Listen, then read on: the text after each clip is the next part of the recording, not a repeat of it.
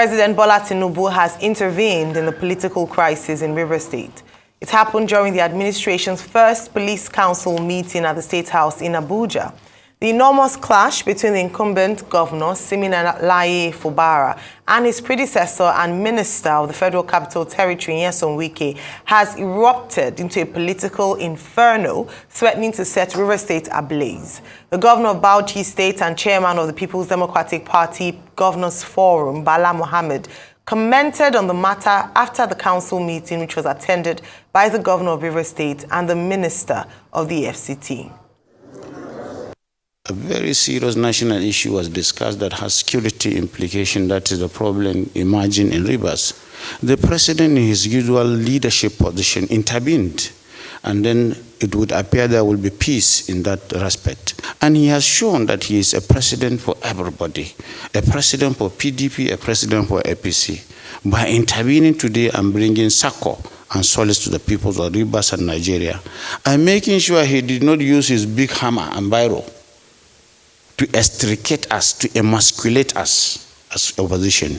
We found this to be very good, and going forward, we charge that we pledge that we are going to work with him to bring good governance to the people of Nigeria.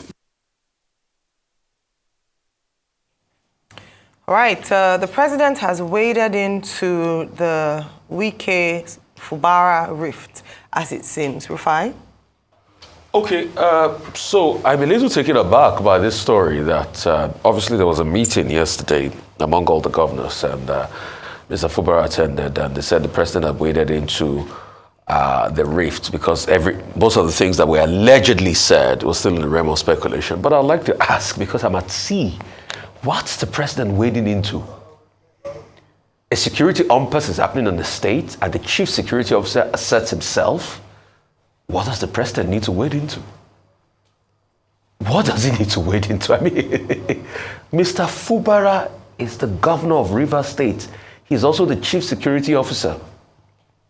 If a bunch of National Assembly members, House of Assembly members in Rivers State want to impeach him, and they don't have a cogent reason, and there's a kerfuffle, Mr. Fubara has the right to be able to assert himself, pure and simple. That's it. So I would like to see this as on the lines of allegedly, because what is he wading in? Some members, a lot happened in the States. The State House of Assembly was burnt. And you're saying the governor shouldn't assert. Okay, nobody scratched that. Nobody's saying the governor shouldn't assert himself. And the governor asserted himself. And some other members said they reached another quorum to be able to serve an impeachment notice, despite the fact that the State House of Assembly is burnt. And now they're saying they're wading into what now? Pure and simple. Let the law be law. If the House finally reconvenes fully and they want to serve Mr. Fubara an impeachment notice, they should go according to the law. So there's no point to try to tell Mr. Fubara to calm down or anything. He's the chief security officer of the state, and he needs to assert himself. Pure and simple. As regards all the things around this Fubara-Wike feud, I would like to take it on the surface, because Ayo, before we got here, you were playing a conversation, a solidarity visit Mr. Wike had. Nothing was said. So I don't have substance to this matter. Just like when His Royal Highness came yesterday and said there were allegations of money collected. I said, where's the proof? Except both parties said this is what happened. I don't want to, hold anything. Yeah. So they must be able to come out and talk. Do we know they are fighting? Yes. It looks that way. It is that way. But we need facts that we can hold on to in this matter. That's just it. So that's why I'm surprised when they are saying the president's wading. Okay, what are the facts of the matter the president is wading into? I'm at sea. Somebody can bring me out of the sea this morning.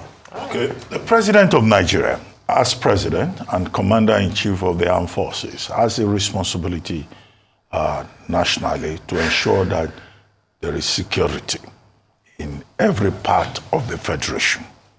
Under section, 42 sub 5 of the 1999 Constitution and section 305 of the Constitution, there are provisions for the declaration of a state of emergency. Because if there is chaos, complete breakdown of law and order in any part of the Federation, the President is empowered by the Constitution to even step in at that level to approach the National Assembly and declare a state of emergency. So the President of Nigeria can, in fact, intervene and say, we do not want, under our watch, for there to be a breakdown of law and order in any part of the Federation. In the past, certain presidents have had cause to take that route. The only misinterpretation is that the Constitution of Nigeria itself does not say when you declare a state of emergency, then the governor and the apparatus of governance should be collapsed. But that's a matter for discussion at another level. The second issue also is that we must note that Chief E.K. Clark, elder statesman, had in his intervention in this crisis in Rivers State, advised President Bola Ahmed Tinubu to intervene as president and call the warring parties to order. And from the reports, the governors who were at the police council meeting yesterday also appealed to the president to try and intervene. And it was on the basis of that that we were told that the president met with both Minister Wike and Governor Fubara and advised them accordingly for Wike to respect the rights of his successor and for Fubara himself not to be motivated by any unnecessary anger. So at that level, the president trying to keep the peace, as president, commander-in-chief, I think he acted appropriately, and it speaks to statesmanship, and it speaks to a capacity on the part of President Tinubu to have listened to counsel, both from the governors and also from Chief E.K. Clark. Now, the other part of it is that this even became more imperative, as yesterday it was reported that some angry youths attacked the home of the Speaker of the House of Assembly. That is, the Speaker of the House of Assembly reportedly removed by the Fubara faction, and they he should leave the official residence of the Speaker. Now, many of those youths were arrested by the police. So the fear is a likely breakdown of law and order. Our expectation is that the president's intervention in the matter will calm down the situation. And other governors also talking to both parties will also help. And beyond that, Wike spoke. He has been reported as making a number of points. One, that a politician does not want to be irrelevant in his space. That if you're a politician, yes, you might have gone to Abuja, but you don't want to be rendered irrelevant where you are coming from, and that no politician, would accept any attempt to make him or her irrelevant. He also went further to say that the situation in Rivers State, in terms of the conflict about the threat to remove the governor, is not an ethnic affair. So in other words, it's not between two ethnic groups, that it is an affair, a political party affair, where how political parties conduct themselves in Nigeria is another matter for investigation. He used the phrase, a political party affair. Third, I think he responded in parentheses to the allegation, and we have made that point on this program when this crisis began, that look, these are allegations, but I would like to hear from Wike himself. And why I said in parentheses is that Wike neither denied or confirmed. He said people have been going around saying that he asked for 20 billion naira. Okay? But that when he was building the structure and he was campaigning to put a governor there, nobody raised any questions. In other words, he did not really fully respond to that. So, well, the part of his response that I find curious is that he was also quoted as saying, if the heavens will come down, let the heavens come down, because he would not like to be rendered irrelevant. But we hope that with the intervention of the governors of the various states and the president, that they will calm down. In another report Fubara has reinstated some of the allegedly pro-Wike persons who were sacked, but we'll get proper confirmation on that. But what we're asking for is that chaos in Rivers State, it is the people of Rivers State that will be shortchanged. It is the people of Rivers State that will be denied the opportunity for governance. And we would like to urge that the voice of reason should prevail. And that is why it is important that elders, key leaders of political thought in Rivers State have also intervened. And Governor Wike himself, should also listen to the various interventions, even when he wants to remain relevant in his base, as he says. Yeah, well, rumbling in Rivers State and updates on this, I don't think by any chance that this is the end of what has happened in Rivers State.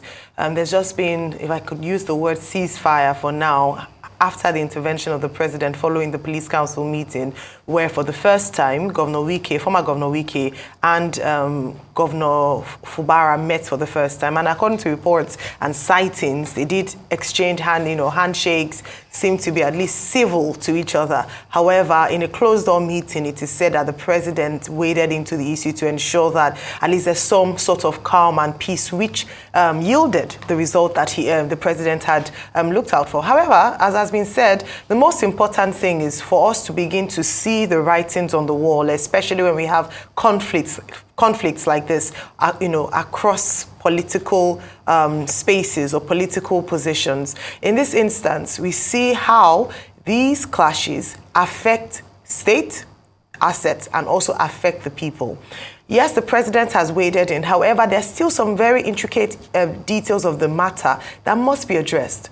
One of which is the illegality that happened with regards to the State House of Assembly and the removal, suspension of the Speaker of the House, and then the election of a new Speaker of the House. Under which law, under which authority, under which legal framework did that happen? We have to ask these questions because this is in the quest for Nigeria and Nigerians building strong institutions. So we can't continue to sweep matters under the carpet once leader or elders, or in this case, the president wades in. That's very important so that there's some form of calm. But beyond the calm is that we must investigate other matters. These allegations that have come up are very strong allegations. And Governor Wike speaking up has not responded to those allegations. We must not allow these things go under the carpet. Was money being given to Governor Wike from the Rivers State coffers? Was there an agreement between Governor Fubara and Governor Wike as to how much money should be given as alleged? Yesterday, we had a guest who said in his capacity as a traditional leader in Rivers State that Governor Wike had access to contracts which he had, from Rivers State, which he had agreed on before he left office. These are strong and weighty allegations, and it impugns on the integrity of former Governor Wike and now Minister of the FCT. So his people, his supporters, the Rivers State people deserve an answer. Not just, and I believe that maybe in the passage of time, in the course of time, he will come up with a robust response. Beyond that is the burning of the bombing of the State House of Assembly complex.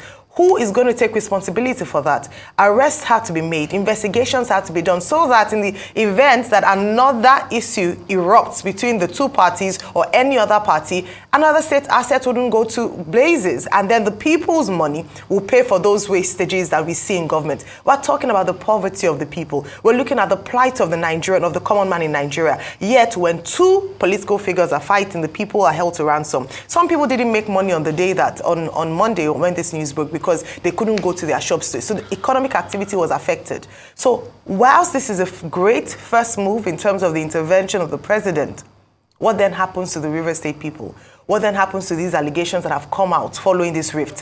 Who investigates? Will heads roll? We need to ensure that we don't sweep this under the carpet. Good for calm, but let us proceed with further investigations and perhaps more robust responses from both parties. We'll move on to our next story. PDP's Natasha Akpotu-Uduaghan is now the senator representing Kogi Central at the National Assembly. The appeal court in Abuja upheld the judgment of the Kogi State National Assembly Election Petitions Tribunal, which had earlier sacked Abubakar Sadiku Ohere of the All Progressives Congress.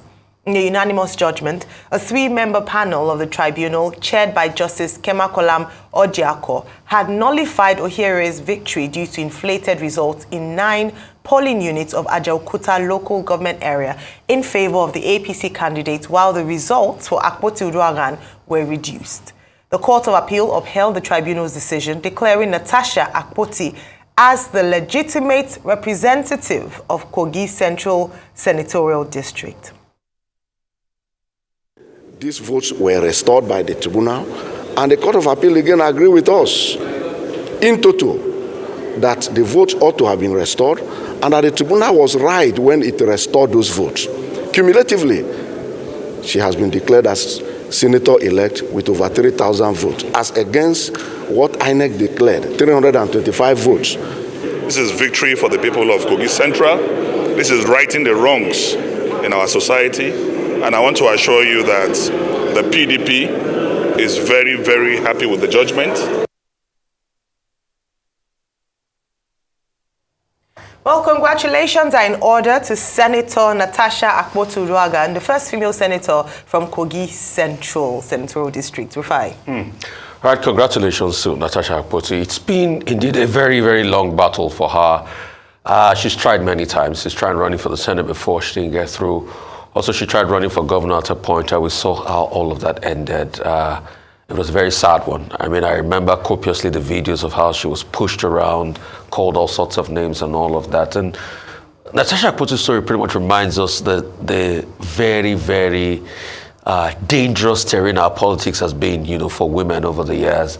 But she navigated through all of this. This Senate quest was not an easy feat for her. A lot was done to deter her, but finally she did win. And congratulations, I know that she went through the tribunal where she made a case. And I must have to note, so it's easier to make a case to be able to upturn local elections because the scale is not that much.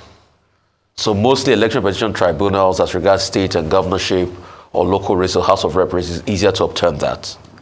But in a national scale, where you have over 100 thousand polling units, over 70,000 polling units, it's always more difficult. But Natasha could effectively prove her case, and the court also affirmed it. I'm seeing, stories coming out that the governor of the state had congratulated her on this feat, and we all know her hitherto battles with the governor of the state. It's very well documented. But the word I'll just have for Natasha is this. Now you have a chance to lead the people. You've always wanted this. Let this be a turning point for the people of Kogi Central. Do your utmost to ensure that they get the very best. Do not let them down. Do not lord over them. Do not feel you have it all or you know it all. We in the media here will be ready to support you when you do well and sing praises. But also, the same measure and dose at which we sing praises when you do well is the same measure and dose at which we'll criticize you when you do not do well. I will tell you to you, pump and plain. Because all in all and in the end, what we want is a country that will stand the test of time and a country that we see that's replete with a lot of potentials, but a lot is not working. Congratulations, Natasha. May your road be rough. Well, congratulations to Natasha Akpoti Uduaghan, who has now been affirmed by a three-man panel of justices of the Court of Appeals, Abuja Division, as the validly elected person in the election at the Kogi Central District. Now, Natasha Akpoti had gone to the tribunal to say that she won most of the votes, and the tribunal found in her favor. Now the appeal court has confirmed it. Our victory should be a lesson for women in politics. Our doggedness, our resolve, our determination. She was on this program before where she detailed the kind of intimidation that she received in the hands of the opposition party. And now that she has won, I think she deserves every ounce of congratulation. She's truly an Amazon, a true example of the fact that if you are a woman, that is in Nigerian politics that is rigged against women for gender reasons, for cultural reasons, for religious reasons, then of course you must have that extra oomph, for you to be able to achieve your objective. That's number one. The second point, however, that I have observed here is that we also should praise Governor Yahaya Bello. I use the word praise advisedly because the reports in the papers today indicate that at the police council meeting yesterday after the meeting, that Governor Yahaya Bello, went ahead to congratulate Natasha Akpoti-Uduaghan on her victory and advised, that the people of the state and of that senatorial district should collaborate with her and work with her for her to be able to succeed. I think that was quite magnanimous on the part of the governor, who had been featured in the media as somebody who is like an arch enemy of Natasha Akpoti-Uduaghan. And Natasha Akpoti-Uduaghan herself, going to the media to accuse Governor Yahaya Bello of trying to stop her political ambition. So the governor, I think, spoke very well. And Natasha Akpoti herself should know that, look, there's an end to any kind of quarrel, and also see how she can collaborate with, Governor Yahaya Bello and whoever emerges as governor to move not just Kogi Central forward, but the entire state.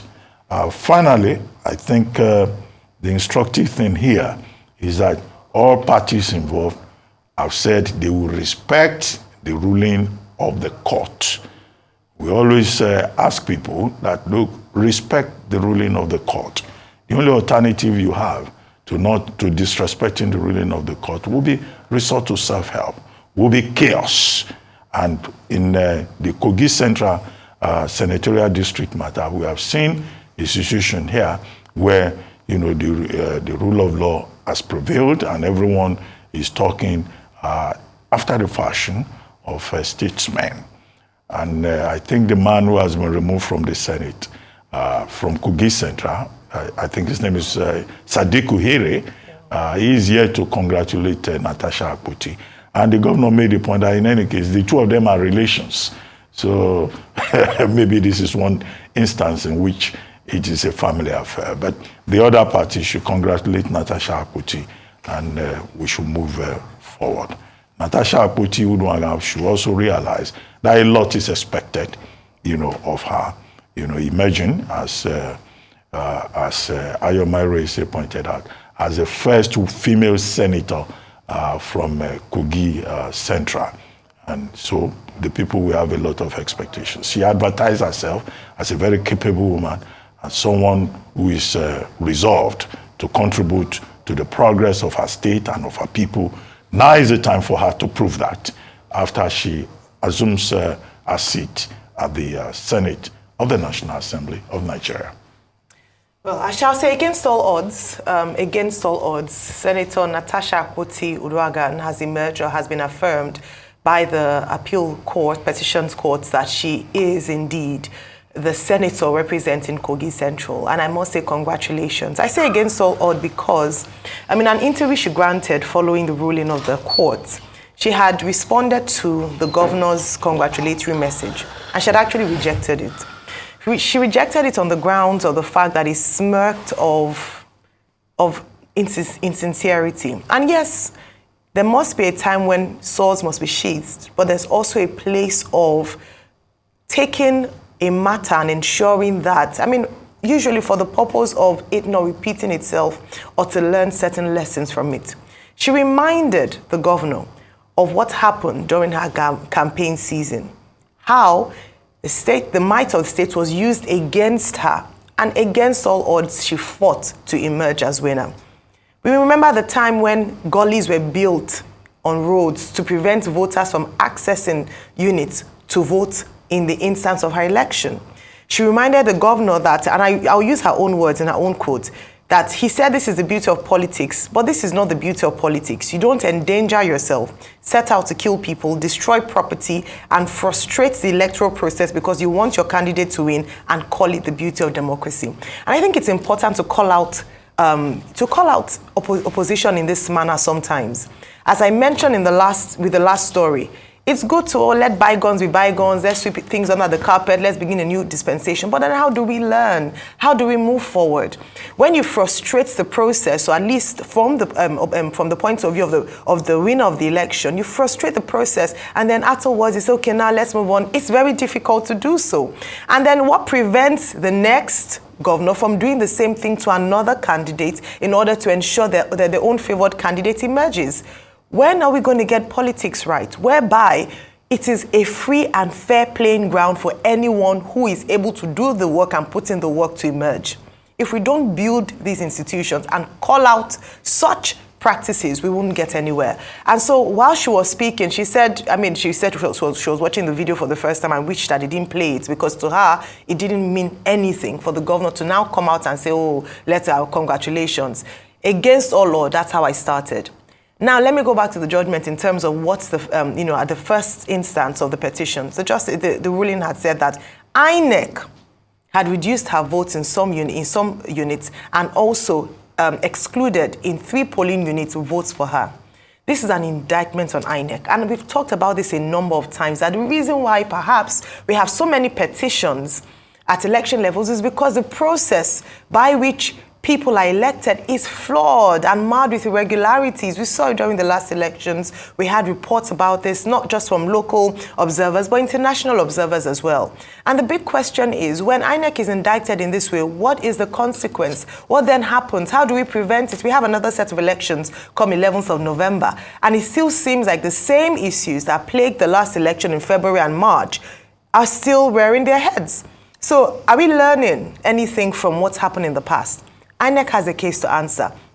So again, while we congratulate Senator Natasha Akpoti-Uduaghan against all odds, emerging as the affirmed candidate as senator for Kogi Central, there are some questions that we must ask. We must continue to ask these questions so that we build strong institutions.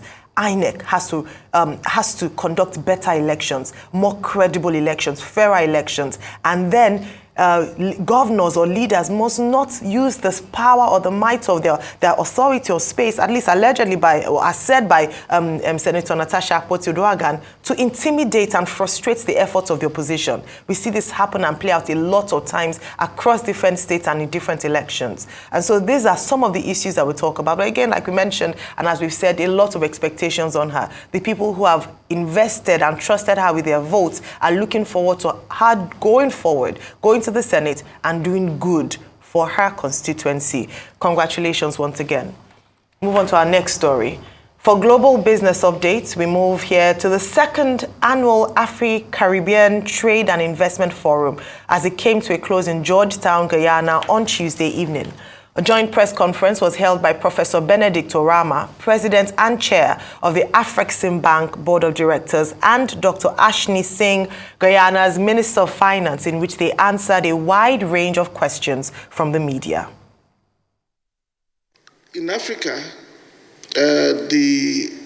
we helped design the Africa Medical Supplies Platform because we realized that we had to pool the demand of all Africans in order to constitute a major force that could earn a seat on the table of manufacturers. We had investors that came here. Investors have identified investments to be made in infrastructure, fisheries, tourism, and so on. These wouldn't have been possible if we didn't start this journey. We now have Afri-Caribbean Business Council. We wouldn't have been talking about Afri-Caribbean Business Council if we didn't start this journey. More investments, more trade. We will be able to assess the progress maybe 3, 4, 5 years. But that is when you should reasonably expect some results to begin to occur. For a very long time, the special relationship between Africa and the Caribbean has been recognized and spoken of. And it's a very obvious relationship that is rooted first and foremost in our people. And the fact that we have such a strong, binding, historic relationship between the two continents, grounded in people. And the fact that so many of our Caribbean brothers and sisters owe their ancestral origins to the African continent. This partnership is not, it is in the first instance about Africa and the Caribbean. But I want to say that Guyana in particular, we see ourselves as a gateway to the rest of Latin America. We see ourselves as the bridge between the Caribbean and Latin America, and therefore, we see ourselves as potentially a bridge between Africa and Latin America. We are contiguous, geographically contiguous to Brazil, and through Brazil, we therefore have terrestrial access, on land access to every other economy in South America and Central America. And so an investor, an African investor, or indeed an investor anywhere else in the world coming to Guyana has the potential to do business not only with Guyana, but with Suriname and French Guyana and Brazil and all of the other countries of South America going further south. And we are currently building the bridge to Brazil, and we're currently working on we're currently building the road to Brazil, and we're currently working on a bridge across to the east to Suriname as well. All right, so the African Caribbean Forum comes to a close. Rotus was there, and I'm sure he would come back very shortly with reports and highlights on some of the main points from the forum, and also, of course, the fringe events as well. Yeah. I mean, I'm so excited as regards this, and plaudits to Afreximbank for another successful forum, where we have a lot to interface on. Because Africa and the Caribbean shares a very long historical, base, and there's so much that can be done in terms of trade. And it's at a very strategic time where Nigeria is trying to do a lot as regards trade, because we keep talking about, the slump in the Naira and all of that, but it's only trade that can take us out of this situation. So I'm happy that it was ably well attended by the likes of state governments like Lagos State, which is like the deal hub for Nigeria. And, you could see a lot of partnerships going on here and there, and the Caribbeans too opening their doors because they see the rich prospect in Africa. And, we are so very close. So, knock on, I hear the flight from here to Guyana is about 7 hours, but I also hear a part of the narrative that from places like the Gambia, Senegal, you can get to Guyana in the next 3 hours. So there's so much that we can do in terms of trade. And I'm also looking at the day, apart from the AFCT on the African continent, when this finally kicks off, what about inter-African and Caribbean trade? Look at the proximity. We can be a big production powerhouse and sell to economies in the Caribbean. Guyana, the Dominican Republic, and a couple of other economies like that. So there's so much we can do in terms of symbiotic relationship. Because you see, the problem with Africa over the years is its over-reliance on aid, not trade. Inter-African trade is at an all-time low. About over 50 countries, but we can't effectively trade. What are the problems? Communication, even transportation. It's very difficult for go from point to point. There are some African countries that you want to go to that you have to go abroad first. You have to go out of the continent before you now come back into the continent. But I'm happy that with things like this, we're increasingly bridging the gap. And that's why I'm happy that we're also having Nigerian business by extension, putting a foothold in the Caribbean like Air Peace did recently. Being a flag carrier of an airline in a particular country in the Caribbean. So when we have more symbiotic relationship like that, things can open up. And it's just so immense what we can do. Because what we've done over the years, we've lost that trade potential. At some point in this country, we used to have a direct flight from Nigeria to Brazil. But we don't have that any longer. So these are the things we can do in terms of trade. We're also excited about the deals signed. There were lots and lots of deals, lots of big money deals. But for me, the thing about deals is it's not just about signing the deals, but how about the actualization and making those deals come to reality. That's just it. So kudos to everybody, and kudos to Rotus for doing a yeoman's job at covering that and having the veritable conversations needed. Well, this whole idea of the Afro-Caribbean Trade and Investment Forum began in 2021, following the visit of Benedict Orama, head of Afreximbank, to Barbados.